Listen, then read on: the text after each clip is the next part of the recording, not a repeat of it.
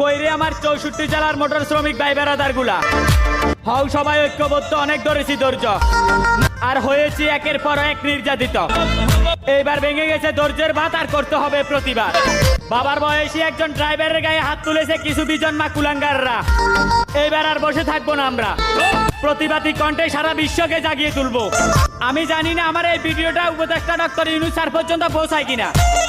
যদি পৌঁছায় তাহলে ডক্টর ইউনূস স্যার আপনার উদ্দেশ্যে কিছু মেসেজ দিতে চাই।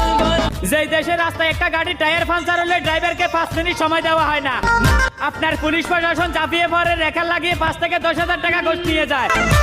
আবার ওই দেশে কোনো একটা ড্রাইভার দুর্ঘটনায় শিকার হলে পাবলিক নিজের হাতে আইন তুলে নেয় আর ড্রাইভারকে দেয় গণধোলায়। তখন আপনার পুলিশ প্রশাসন থাকে কোথায়? যেই দেশে 24 ঘন্টা যান চলাচল বন্ধ থাকলে বাংলাদেশ অর্থনীতি আকাশ থেকে নিচে পড়ে যায়, ওই দেশে আমরা মোটর শ্রমিকরা এত নির্যাতিত কেন? আমরা এটার জবাব চাই।